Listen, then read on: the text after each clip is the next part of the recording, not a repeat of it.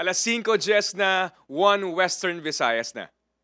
Alas 5, Jess na, 1 Western Visayas na.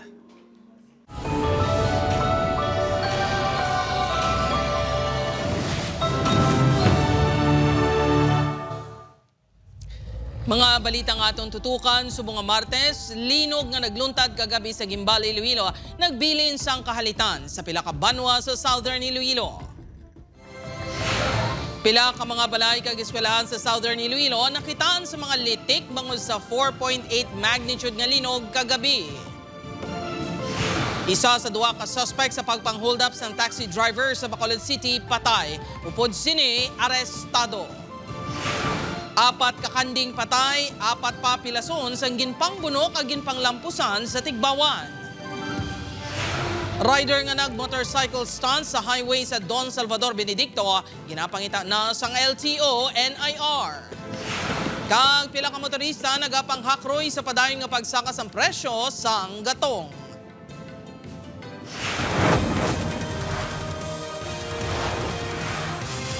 Ini ang GMA Regional TV, 1 Western Visayas.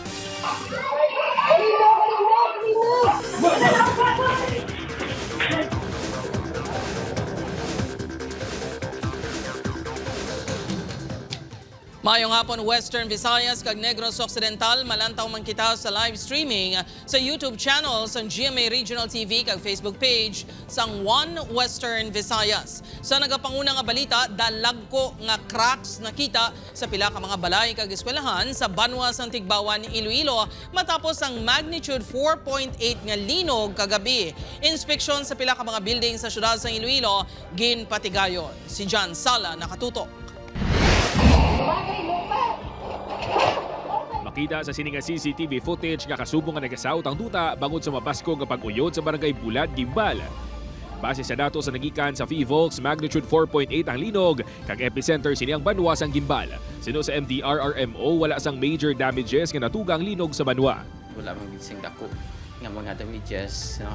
Unlike sa nagligad nga mga ang earthquake nga nag-agi diri sa Gimbal.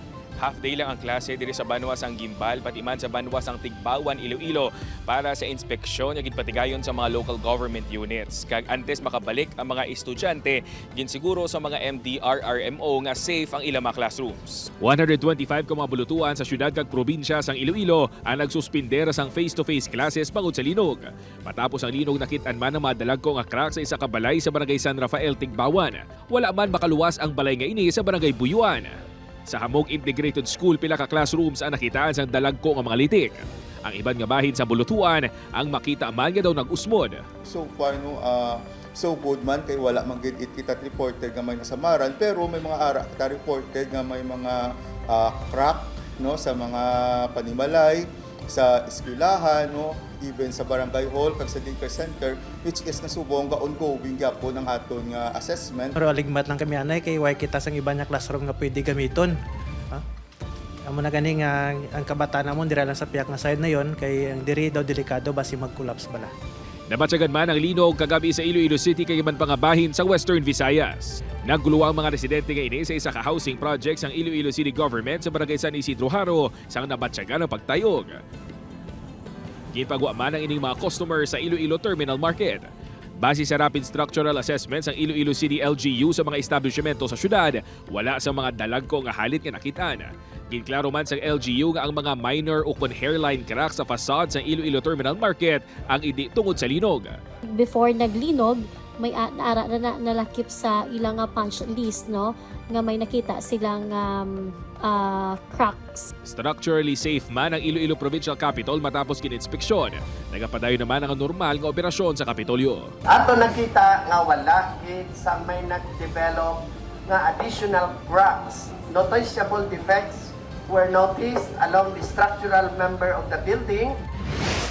Bangod linibo ka mga student athlete kag coaches ang napahamtang sa mga eskwelahan sa Bacolod City sa nagapadayon nga nira amit. Gilayon man niya ginmando sa LGU ang rapid damage assessment kag wala man sa nakitaan nga halit dala sang linog. Upod kay Cirilo Rinduque, John Sala. 1 Western Visayas.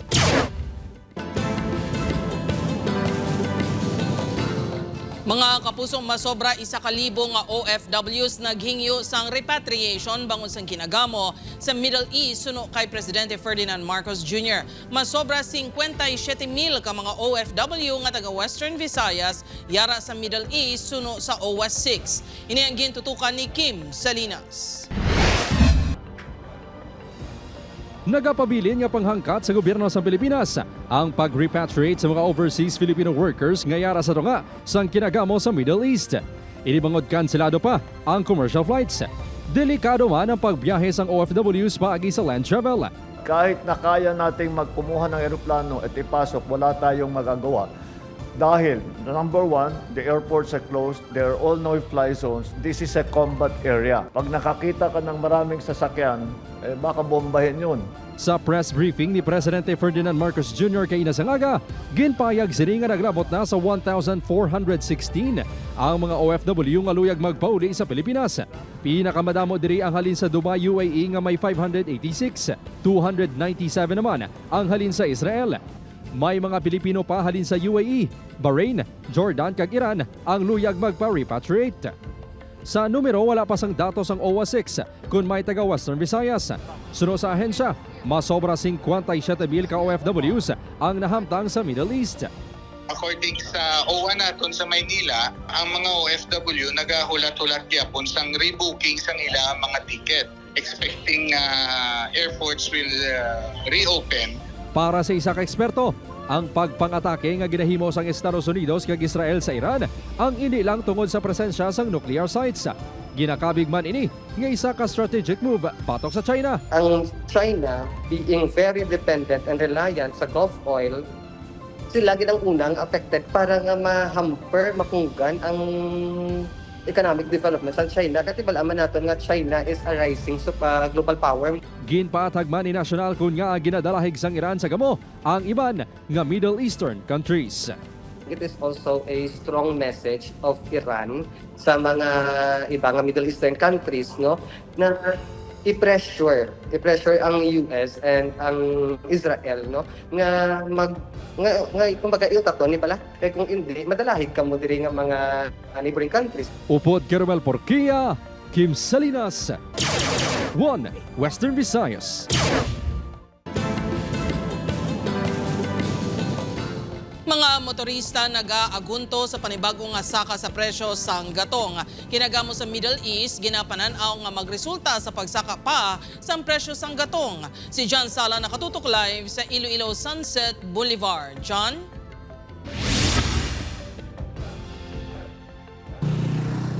Jern, ininaay kawalong nga simana sa pagsaka sang presyo sang produktong petrolyo.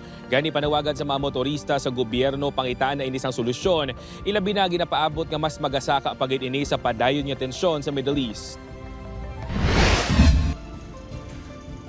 Ginakulang na gani kunukon ka isa sa iya pang boundary si Manong Chung. Gani husto na lang nga magkalot ini sang yaulo bangod subong adlaw. Nagsaka na naman ang presyo sang gatong. 1 peso and 20 centavos ang ginsaka sa presyo sang diesel, samtang 1 peso and 90 centavos naman sa gasolina. Sa karon yara na sa malapit 56 pesos ang presyo sa kada litro sang diesel, samtang masobra 55 pesos naman sa gasolina. Magiga pigado gid na magiga no gid kabudlay. Kag kapigado na mo sang biyahe sang taxi. Kag mahal pang gasolina. Mahal ta nang balaklon. Ini na ay kawalong nga sunod nga simana sa pagsaka sa presyo sang gatong subong nga tuig. Bangod sa nagapadayon nga tensyon sa Middle East, kinapananaw nga magapadayon pa sa mga masunod nga simana ang pagsaka sa presyo sang gatong. Dako man aton nga import sang oil, no, because wala makita ya diri sang oil reserves sa may Philippines, no, so basalig makita sa ibang countries, no, especially sa Middle East. Kung magsigi-sigi pa ang pagsaka sang presyo sang gatong, posible nga maguntat na lang kuno si Manong Jeremy sa pagka-delivery rider. Ang iyak kita ang posible nga magkanto lang kuno sa gatong. Dako gid sa rin. Dako gid niya epekto sa kabuhi na sa pangabuhi naton. Mabudlayan gid taguro ti white memo.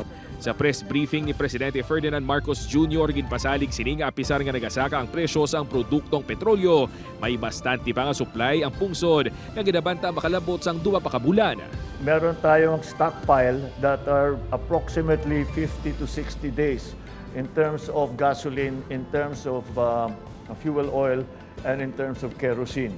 So that is let me immediately allay the fears of everyone that our supply of oil-derived product oil products, oil-derived product, even fertilizer is something that we have to look at, and we have sufficient supply.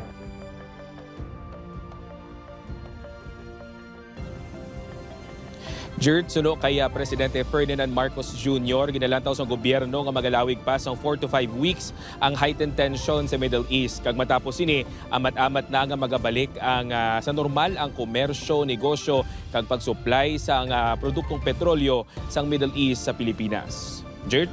Madamo gayud nga salamat sa update, Kapuso John Sala.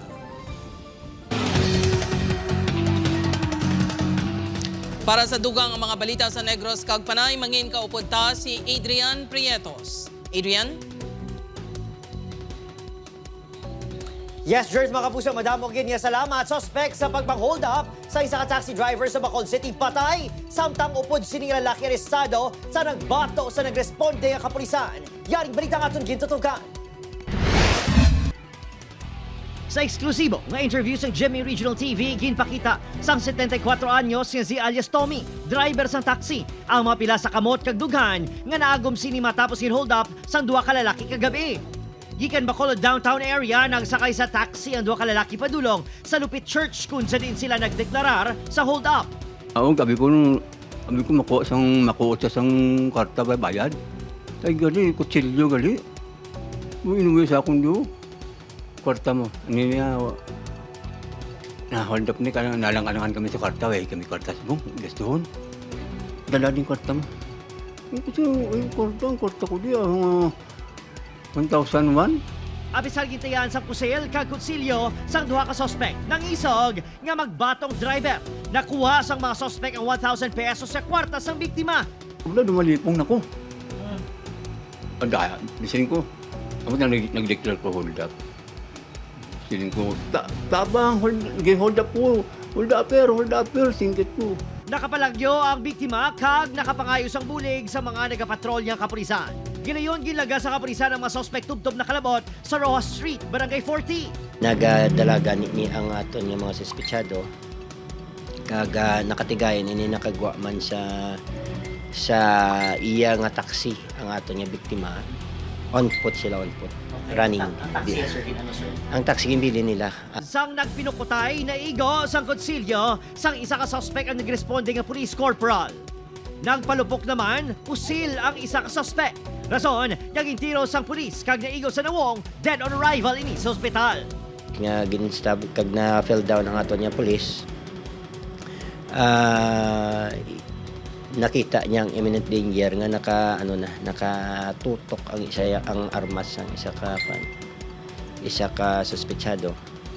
Then afterward, naka-retaliate ang aton kapulisan. Arestado si Benji Situhado, 31 anyos nga taga Kawayan, Negros Occidental. Ginkilala naman ang napatay nga suspect kay alias Ferdinand. Ginahibalo pa sa kapulisan ang background sa duha. Na-recover ang kutsilyo kag pusil yang gamit sa mga suspect. Kasong robbery hold-up kag serious physical injuries ang ipasaka batok kay Situhado nga preso na sa Police Station 6. Kiluway naman sa katalagman ang police corporal nga nasamaran sa dughan. Upod, Kiril Casillo, Adrian Bretos, 1 Western Visayas. Mga kapuso, 4 kakanding patay samtang 4 papilason matapos ginpang buno kag ginpang lampusan sa Banwas ng Tigbawan. Si John Sala nakatuto. Nagalalain si Ram Jusraf sa nakitaan siniyang kaimtangan sa iyang mga hinuptanan nga kanding sa Ilauma sa Barangay Cordova Sur, Tigbawan, Iloilo. 4 sa mga hinuptanan sini nga kanding ang dugoon kag wala na sang kabuhi, samtang may 4 pa nga pilason. Natiun pa nga ang tanan nga mga kanding sini nga napatay ang nagabusong. Aga pa ko po kasong tatay ko mga lasa isla. Kag dun di madurong yung tsura blambal ya imuto kanding nagdurong layra man kagin pang buno. Te agad-agad nagrasya ko makadto sa umay. Kagin double check ko lati, pagkita ko pa lang sa kudal, kita ko ga andusay na sila bla. Buno sa liog sa ginapatian ay speak ang pila sa pagkalampos ang matigang nga bagay ang gintunaan sa kamatayon sa mga kanding. Padayon pa ang ginamonitor sa karon sang tag-iyang kondisyon sa mga pilason nga kanding.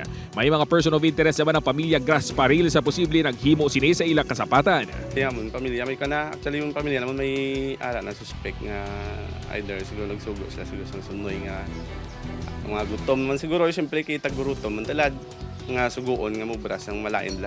Padayon pa ang investigasyon sa Tigbawan MPS sa insidente. Ginakabig naman nga animal cruelty sang grupong Aspin Iloilo ang insidente kag ginahaylong tag-iya kag kapulisan nga pasakaan sang kaso ang mga sa likod sini. Hindi pwede initial mapasakaan sa kaso kaya unacceptable ining ginobra niya.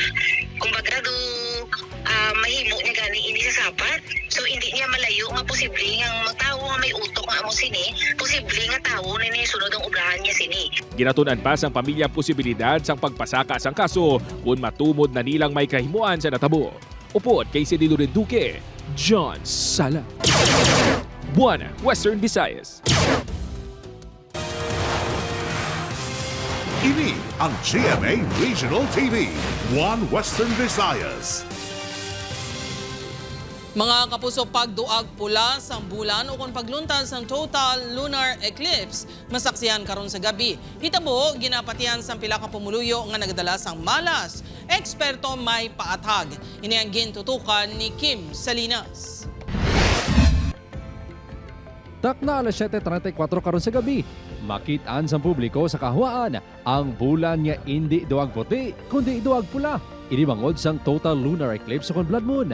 Magasugod ang eclipse alas 7:04 sang gabi kag magatakob alas 8:03 sang gabi. Santo sa Visayan mythology, nagakatabo ang eclipse bangod ginakaon sang bakunawa kung dako nga sea serpent ang bulan.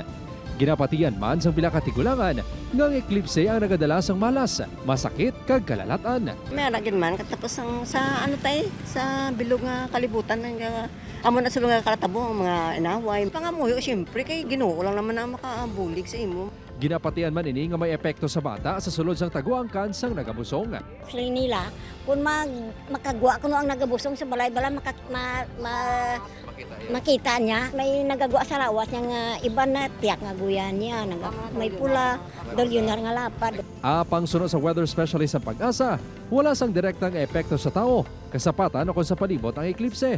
Ini ang isa lang ka phenomenon nga nagakatabo kung mapatungan sa kalibutan ng adlaw kag bulan. Ginpatag sang weather specialist ang Pag-asa kun nga nagaduag pula ang bulan kun mag-lunar eclipse. Amo ni siya ang rays sang sun, so it's a form of electromagnetic radiation man kag spectrum kung sa diin ang pula isa muna siya ang color. Usually it occurs every 2 to 3 years.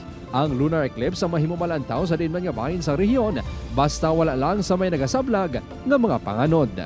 Upod Kermel Porquia, Kim Salinas, 1 Western Visayas.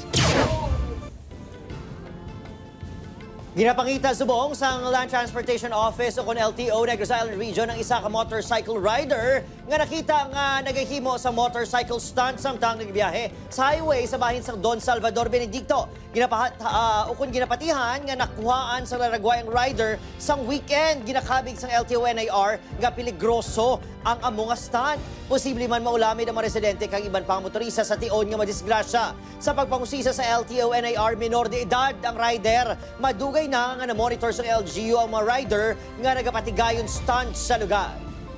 Nag-order na ko nga i-surrender niya ang motor and pati ang iyaman nga kagalingon. Pag nabala naton nga minor ini gali no atong rider. May ara gid no sang pag-sabton ang iya kanan una minor nga ginalaw nila nga magamit sa salakyan or sang motor. Sa iban pang balita, aganan flyover liwat ng ginakayo. Tagiya sang duwa ka lote nga nalakip sa ginpatindugan sang proyekto, naga-demand sang bayad antes magpadayon sa konstruksyon. Si Kim Salinas nakatutok. Adlaw sang Domingo sang nagsugod ang repair work sa kontrobersyal kag delayed nga aganan flyover. Sunod sa Pavia LGU, kontraktor lang sa proyekto ang nagpakigangot sa ila kag hindi ang Department of Public Works and Highway 6. Nag-request ang kontraktor sa LGU sang traffic management sa pagpasirado sang pila ka lane sang dalan. Ang balaan ko nga mapatindog lang sila da sang ila nga do ano tawag sina do bin nila and then may injection naman sila liwat sa siminto sa dalom da sang poste kag it will take months. Now, the number of months, wa ko kabalo. Sang Desyembre, sang ginpasaraduhan sa tagiyasang dalan, sakop sang duwa sa Nicalote nga ginapatindugan sang flyover. Suno sa iya, ginbayra na siya sang kontraktor sang 1.8 million pesos sa isa niya kalote. Apang may nabilin nga 106,000 pesos.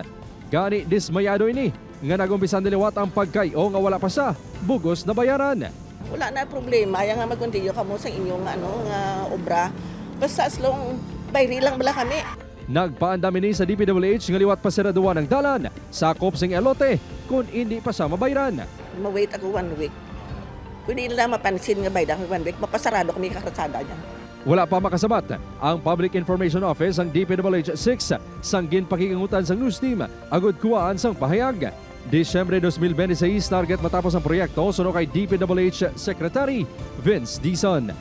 Upot Kiromel Porquia, Kim Salinas, 1 Western Visayas.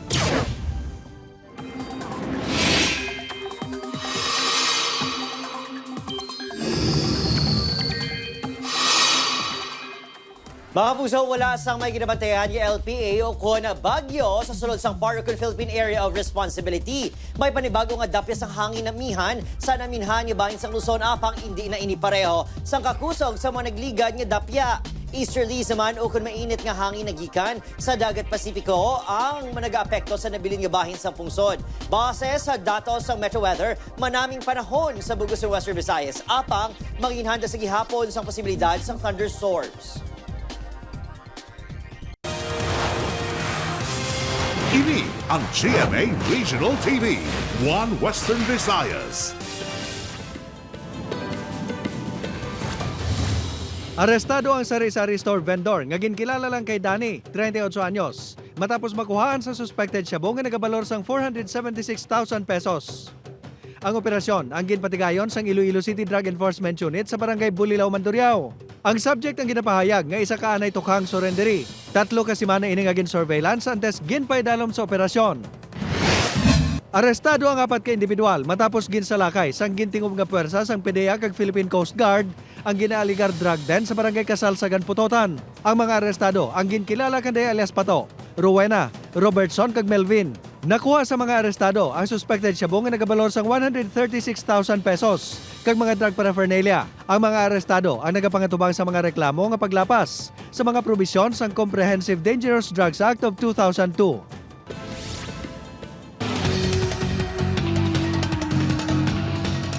May nadiho ng facial composite sketch ang kapulisan sa ulihing persona nga nakaupod ni Aurelio Diaz Jr. Si Diaz ang lalaking nasapuan nga patay sa creek sa Barangay Soo, Arevalo sa Pebrero 19. Ang among persona ang kaupod kuno sa biktima sa Arevalo Plaza antes nasapuan ang bangkay sini. Apang hindi pa matumod sang kapulisan kung sa diin pa nga mga lugar ang mga ini nagpadulong. Sunod sa hepe sang Iloilo City Police Station 6, napakita na nila ang sketch sa mga himata sa biktima. Apang hindi pa kuno ini pwede mapagwa sa publiko. Apang wala nila ginkumpirmar kung kilala sa mga himata sa biktima ang nawong sa sketch. May ginasundan nga mga anggulo ang kapulisan sa investigasyon apang padayon pa ang pagtipon sa mga ebidensya para matumod kung anugid ang motibo sa krimen. Ipakita naman natin sa ila at ipakita pa natin sa mga co-worker.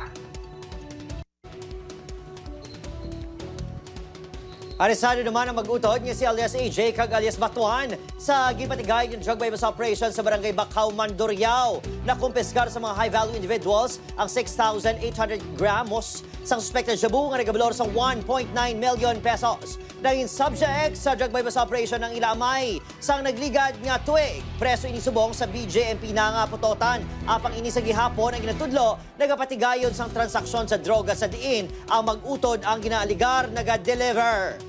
Nagapabilin nga preso mag-utod kag napasaka na sang kaso nga paglapas sang Comprehensive Dangerous Drugs Act of 2002. Mga kapuso, anuman ang vibes nyo today, mapadrama, kilig, seryoso nga topiko, anuman ina sigurado nga makita sa GMA Play, ang official video streaming apps ng GMA. Ara diri ang imo paborito nga kapuso shows and so much more. Ang GMA Play isa man ka centralized app para sa paglantaw sang kapuso newscasts. Sarang i-download sa App Store and Google Play o kung magbisita sa gmanetwork.com/GMA Play.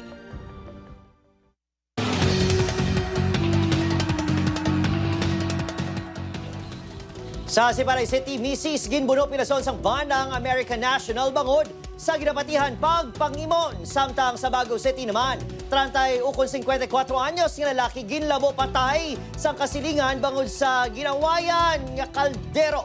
Yaring balita nga itong gintutuka. Ginbuno sa isang American National ang iya Pinay nga asawa sa sulod sa apartment sa Barangay 5, Sibaliay City kagahon sang Marso 1. Ginkilalang suspect kay Carl Lasos, 46 anyos. Samtang biktima ginkilala kay Gina, 37 anyos. Ginayon niya gindala ang biktima sa ospital. Arestado naman ang suspect. Jealousy or pagpangimon nung ginatanaw nga ang gulo. Duwa ka stab nga kung isa sa guyakal, isa sa tiyan nga bahay ng igo siyang atong biktima. Pasakan reklamo or frustrated homicide kag pagbayunar sang Section 5 sang RA 9262 ukon Anti-Violence Against Women and Their Children Act of 2004 ang American National. Ipaidalom ang biktima sa operasyon bago sa malaba nga pilas sa nawong. Patay ang 54 anyos sa si Julius Dueño matapos ginlabo sang ispading siya kaingod balay nga si Alex Guadalupe, 25 anyos, sa Purok Mainuswagon, Barangay Sagasa, Baguio City, Domingo sang gabi. Gindala pa sa ospital ang biktima apang gindeklarar nga dead on arrival. Nakitaan na sa suspect ang ginagamit sa biktima ang kaldero nga madugay na sinigi na pangita. Nagbaysa ang duha tubtob, naghangkatanay nga maglabuanay. Ang kaldero na is nadula na manawig, no? Kag nakita na sa sangaton nga suspitsadong subong, may kumpruntay na biktima. Kagiyagin sukmatan. Ang aton nga biktima, magsabat man nga yung maligyan alay sa akon. Nakaanggon ang biktima sa madalom nga pilas sa guya. Halin sa dulungan, tubtob sa idalom sa iya baba nga nagresulta sa iya kamatayon.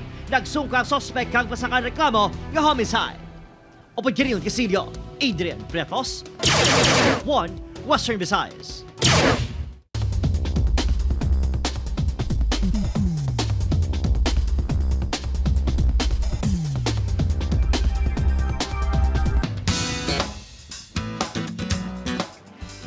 Mga puso, yari na mga dapat bantayan sa Encantadia Chronicles Sangre. Temporaryo bala nga mag-aatras sa mga sangre sa away bato kay Gargan. Anong ilahimoon agud maluto sa gaaway? Bantayan ina 8 to 5 p.m. sa atong Jimmy Prime pagkatapos ng 24 oras. Samtang subong nga Martes, ako na ni Peter ang iya nabatyagan kay Joey. Paano ayahan ini mabato ni Joey? Bantayan inatanan sa Never Say Die 8:55 p.m. sa Jimmy Prime.